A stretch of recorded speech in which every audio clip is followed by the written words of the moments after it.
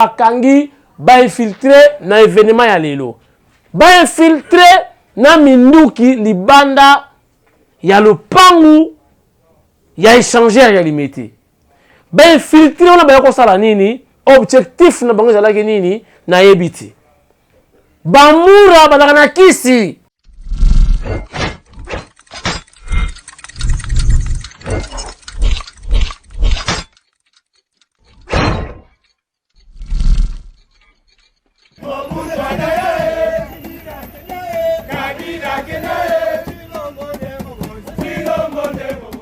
Tindika Télévision, chers internautes, bienvenue dans ce nouveau numéro avec votre humble serviteur, les conseillers indépendants autoproclamés du chef de l'État Nanko, sans ordonnance et surtout sans salaire et sans flatterie. Chers internautes, 3 jours consécutifs, tout ça qui pour un reportage, couverture médiatique, il y a obsèque, tout le babongo. Il y a Patrice Emery Lumumba. Chers internautes, les lots komi mokolo ya suka Nebi Sabino bakoko ba petit-fils ya Lumumba nde bazui parole basali témoignage. Na retenir kaka eloko moko basengi merci na souplicité ya chef de l'État. Ba proposer que koko na bango azonga na mabele ya ba koko na ye fachi azalaki disposé. Botala mokonzi, un roi qui s'incline, ça n'existe pas. Botala lelo wenge azako beta malgré ya la guerre. Botala implication du chef de l'État parce que yoki bana ya wenge oyo basalaki mwa révolution musicale lelo musique na valeur oyo ekomi nango mais en dehors de ça ba pourcentage je crois 40% balobi ya ba recette bako pesa na bana ya ba soda na basi ya ba soda oyo ba soda bakufa donc ba veuve na ba orphelin. En tant que ou en qualité de commandant suprême, il y a forces armées et il y a la police. Mais quand nous avons dit que l'idée les alliés m'abêté, ils allaient bien pour soutenir nos vaillants combattants. Oyo, baza qu'on se sacrifier dans le front pour nous protéger ce qu'on appelle l'intégrité territoriale. Chers internautes, il y a un moment conseil wana bandimi beta, bana wenge pe baza bata idéologie. Si tu veux dire que l'art na biso mboka pe esimbati lokola bato mo teleme na bango ba impliqué ba longoli mwa eloko pona FRDC mo konzi ya mapinga mpaka ya mapinga nyonso fachi betabi bano pe ba yima yele mabe ezate lokola bandimi ba soutenir FRDC pasi na bango na bana na bango et surtout ba soda oyo ba pesa makila na bango pona ekolo bon bana bobeta musique na cadre wana pona ko soutenir FRDC. Chers internautes, lelo bozo ko zwa pe intégralité ya bobsek ya suka enterrement ya Patrice Emery Lumumba et salamaki na échangeur otobenga na Lemba metaka na commune ya Limete. Bon, comme la présence, il y a président, il y a Congo Brazzaville, président Sassou Nguesso, oyo na monde entier, ba capitale mi balé oyo talana, ezaka moko, ezali Kinshasa na Brazzaville. Aye ko assister biso, aye ko assister homologue na ye, pe leki na ye mwana na ye Fachi Béton, président Béton, un roi qui s'incline. Chers internautes, na événement ya lelo biloko misatu bokotala. 1. Bokozwa liboso infiltration sangwe tamboli bakangi ba infiltré na événement ya lelo.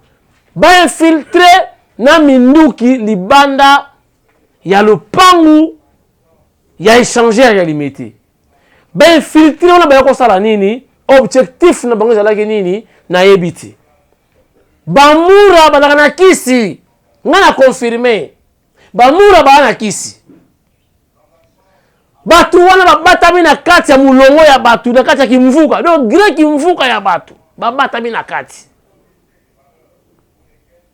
Bamura batibeli bango. Donc keba na yo côté chef de l'état Zali Fachi Béton, yoya kontante koya te bamura, je confirme bamura bazana kisi.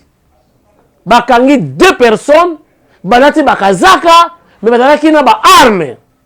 Batimeli bona kata troupe ya batukaka na kimvuka yaka wadi ba récupérer bango grand lokutu ba fouiller bango boye ba master bimi. Donc bayaki ba tenter chef de l'état. Donc bayaki objectif ya ko atteindre le président de la République ou président Sassou pour to memangambu. Mais bamura bozana kisi na ndimi bino musala kitoko. Deuxième point, ezali mawa mingi, chers internautes, biso ba africain makambo etali bana soki oboti libanda kobomba te yebisa mama na bana ekosalisa bino lobi. Namoni mwasi moko azolela, j'étais avec un journaliste oyo asali ke nazwi temps refilmer mwasi wana te oyo pede kozala donc ba attaque. Mwana mwasi azolela, mwasi ya mukolo azolela nini boyoka oyo na yoki, mais ba image eza te bolimbisa nga na rate image wana. Mwana mwasi azolela, ndape nazopona Lumumba koma bakosala ndape boye Lumumba pe abotaki ngai ndape mona Lumumba koma bako negligeka bakotika nga boye. Na ina tellement zo image masana toketeke filmer ministre wana donc on a raté image. Mais ali véracité, une vraie information ndamoko na vivre ngo boye mwana mwasi atakolela. Na yebo comprendre que soit Lumumba botaka mwana mwasi wana abotaka ye na mwasi mususu, mais bande kona ye bazo kocha ye à l'écart. Ale mama mukolo aza kolela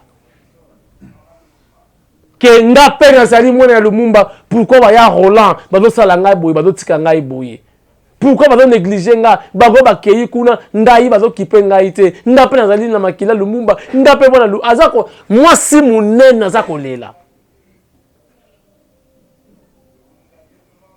Et bokozwa une partie parce que ça discours moulai mokonzambo kasali français kitoko atangi kitoko yoka locution yoka accent ya français ya béton na yebite batu baluka ka ba faute bosuki facha lobi non mais zo rabi oyo mundela zo loba monsieur François, c'est monsieur François qui parle. Non, c'est quoi qu'on fait par la le lemo. Yo kasi ko le lemo wana ndinga zo bongisa langue ya mundele la langue de Voltaire. Ils ont flatterie. Nada conseiller sans flatterie. Chers internautes, na tiki siko bola na intégralité.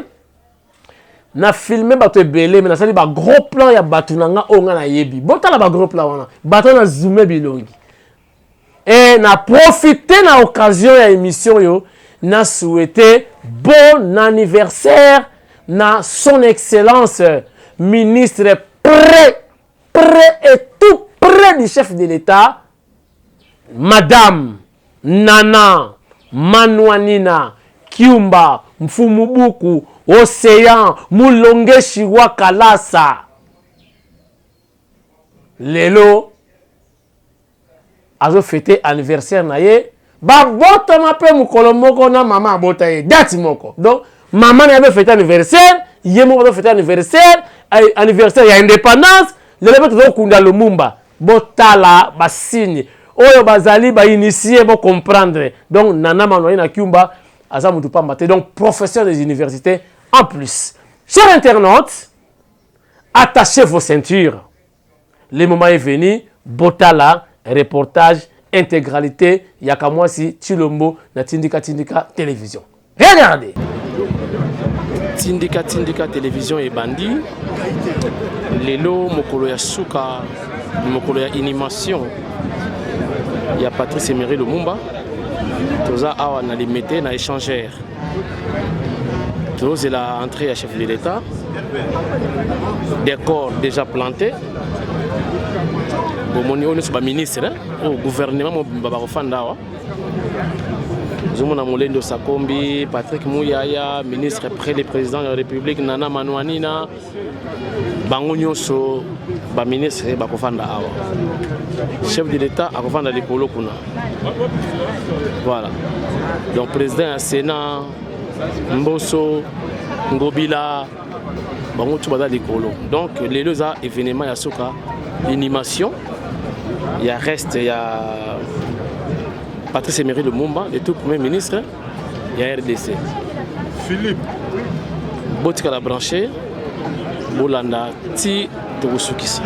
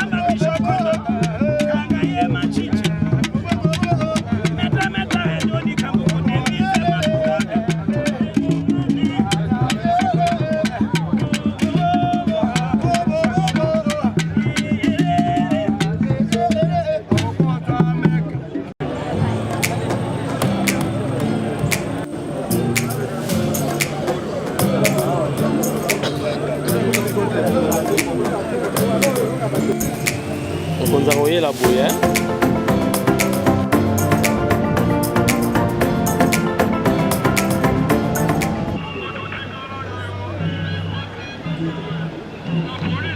encore et outil na primature et là qui na primature le lot enterrement monument yango wana enterrement eko salama kuna donc pour vivre événement na Tindika Télévision kaka ndenge ezalaka nango oyebi ke awa vraiment elataka te.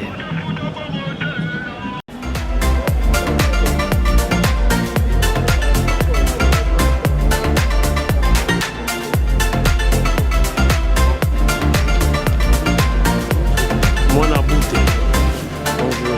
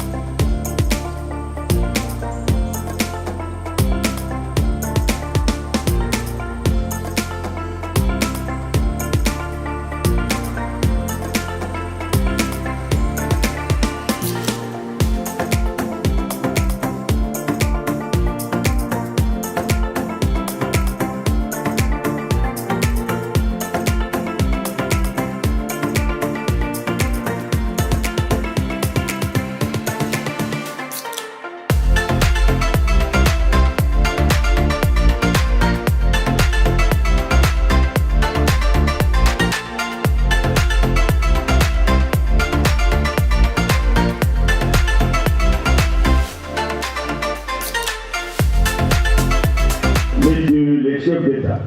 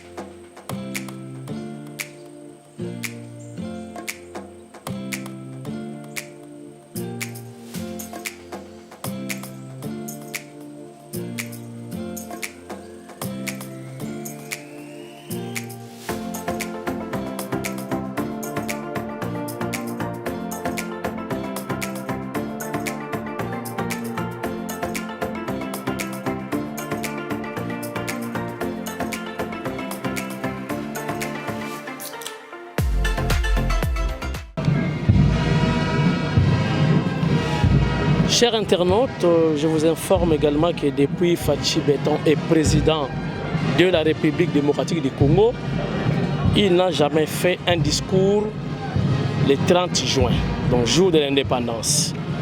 Et vous avez l'occasion, les lobos de Fachi Beton, à s'exprimer, à faire sa premier discours comme président de la République le 30 juin 2022.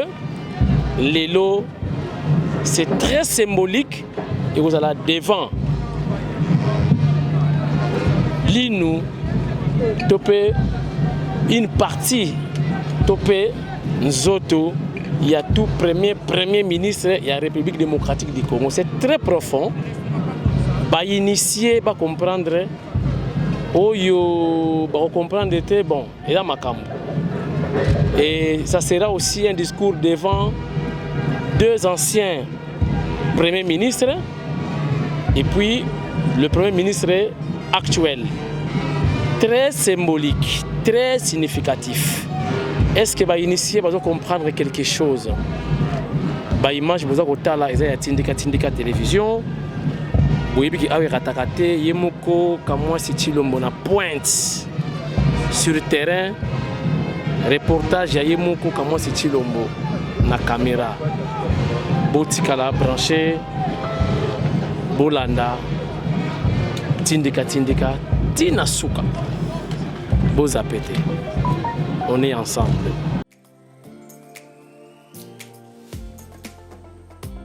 À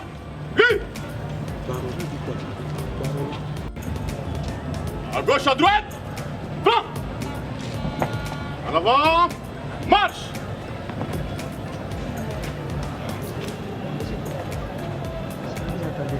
Nous vous prions de vous assurer.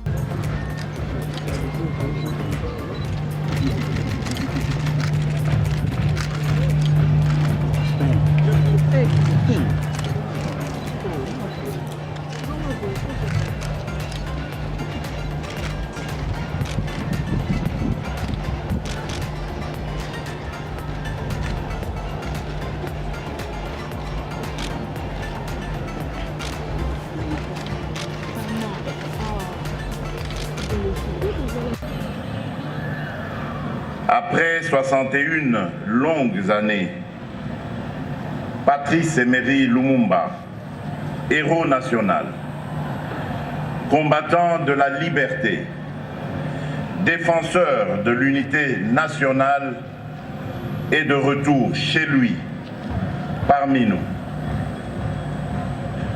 Enfin, le peuple congolais peut se faire l'honneur d'offrir une sépulture à son illustre Premier ministre qui n'en avait jamais eu. Ceci, non seulement au mépris de loi organisée, funérailles et deuil rituels pour assurer le passage du défunt dans l'au-delà, mais également de cette croyance qui stipule qu'une âme sans sépulture soit condamnée à une errance sans fin. Ce jour mémorable se veut donc l'épilogue de la très longue démarche du retour de ce père de notre indépendance. Il nous donne enfin l'occasion, en tant que peuple, d'accomplir le devoir que nous prescrivent les traditions millénaires léguées par nos ancêtres et de lever ainsi, en compagnie de la famille Lumumba, ce deuil entamé il y a 61 ans. Ce deuil que nous levons aujourd'hui interpelle la conscience congolaise à saisir le sens de son histoire, à se réconcilier avec elle afin que celle-ci habite le Congo. Excellences, Mesdames et Messieurs, chère famille Lumumba, mes très chers compatriotes, je souhaiterais saisir cette circonstance particulière pour rendre hommage à tous les hommes et à toutes les femmes de bonne volonté qui ont rendu possible la matérialisation de ce moment historique. Ma pensée va d'abord, et tout à fait naturellement, à la famille biologique de notre héros national.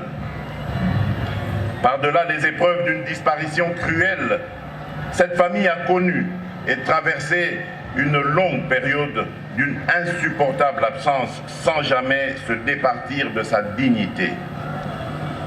En cela, elle a démontré à la face du monde sa pleine adhésion, sa pleine communion avec Patrice Emery Lumumba. À la famille ici présente, enfants, petits-enfants et arrière-petits-enfants, je réitère la reconnaissance de la nation tout entière, fière de s'associer à l'héritage politique et spirituel légué par leur illustre aïeul. Je voudrais également remercier l'autorité, particulièrement le roi Philippe et le Premier ministre Alexander De Croo, non seulement pour la part déterminante prise par la Belgique à travers notamment ses universitaires, ses parlementaires et ses leaders d'opinion, mais surtout pour avoir contribué au rétablissement de la vérité sur ce triple assassinat. Après des années de déni, l'histoire tragique du martyre de Lumumba et de ses deux compagnons, Maurice Mpolo et Joseph Okito, qui viennent d'être admis depuis le 9 juin dernier dans l'ordre national héros nationaux Kabila Lumumba, est enfin mieux connu. En effet, c'est seulement après avoir dit la vérité, après avoir établi les responsabilités des uns et des autres, que nous pourrons ensemble, Congolais et Belges, entamer l'étape déterminante du pardon, de la justice et de la réconciliation véritable et définitive. Enfin, ma reconnaissance s'adresse aussi tout particulièrement à vous tous qui formez l'ensemble des peuples du Congo et d'Afrique, car vous avez fait preuve de patience, de maturité, de retenue et de solidarité. Excellences, Mesdames et Messieurs, chère famille Lumumba, mes très chers compatriotes, la présente cérémonie de déposer la dépouille de notre héros national dans ce reposoir que je préside aujourd'hui n'a rien d'un banal rituel funéraire. Devenant le sanctuaire de notre mémoire collective, le présent mémorial Patrice Emery Lumumba est d'abord le lieu d'affirmation de notre foi en notre propre capacité de reprendre sa dignité sous un soleil pur, Fin de citation. Incidence heureuse au jeudi 30 juin 1960, mobilisons-nous pour faire de... Et que peut-être je ne reverrai jamais. Je veux qu'on dise que l'avenir du Congo est beau. Un lieu de recueillement, susceptible de raviver l'idéal patriotique et républicain, sublimé par les gestes ainsi que les paroles de notre héros national. Ayez à cœur d'honorer ce mausolée autant que vous le pouvez, soit par vos visites et vos recueillements, soit à distance dans la réverbération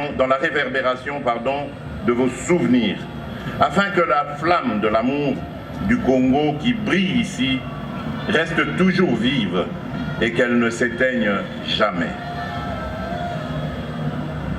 Monsieur le Premier ministre, héros national, chef du tout premier gouvernement du Congo indépendant, c'est un immense privilège pour moi de m'adresser à vous au nom de tous les Congolais, après la tournée que vous venez d'effectuer dans votre Congo profond.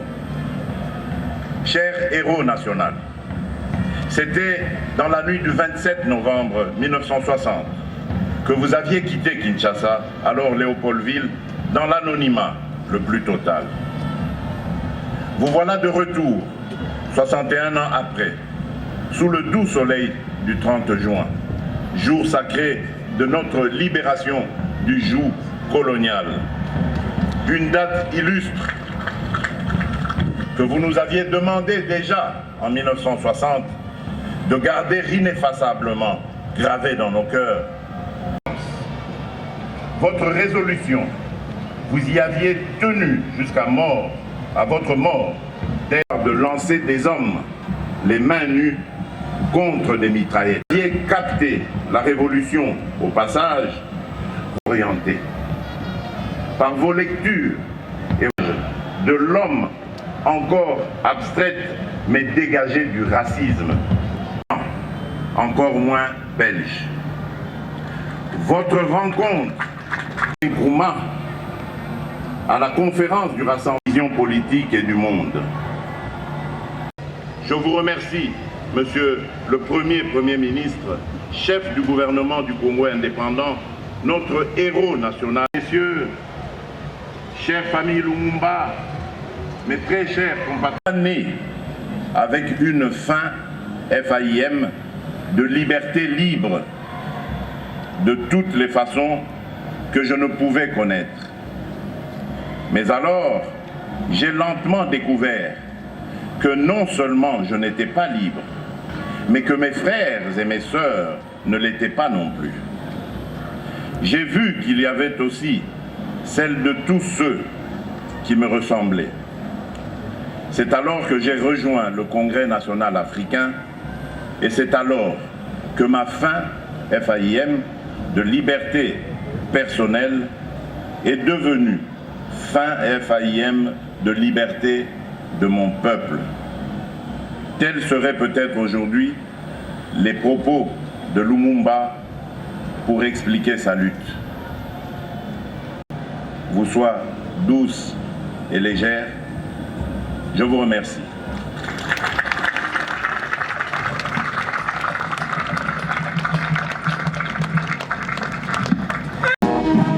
Voilà, reportage na biso ya lelo ekomi presque na suka po ekomi moment ya inhumation tozala kotika depuis ya Patrice Emery Lumumba na Nkunda tellement baloba exige ezali na intimité familiale donc moi famille restreinte na le deux chefs d'État nde bakozala wana donc je ne pense pas que caméra na biso ekokoma esika wana mais pour la image ya suka oyo na proposer bino na esprit ya bien et ça fait plaisir vraiment na comment chef de l'État et la famille biologique ya Lumumba va remercier sincèrement le chef de l'État Fachi Beton pour la main tendue ba senga qui a hésité à quitter à préparer Bobsek digne de son nom.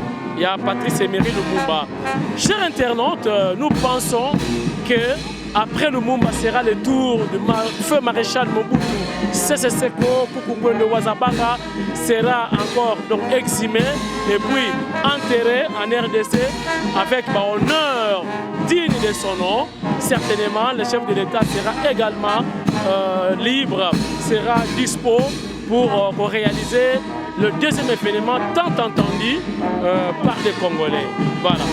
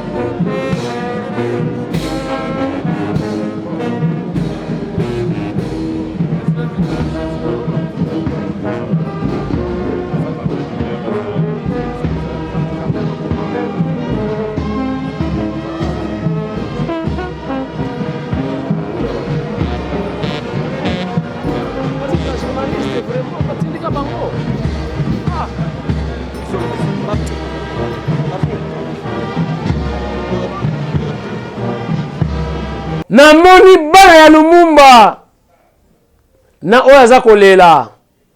Ah! Lumumba azalaki jeune, moins de 40 ans. Te bakasayen faut kobanga bango.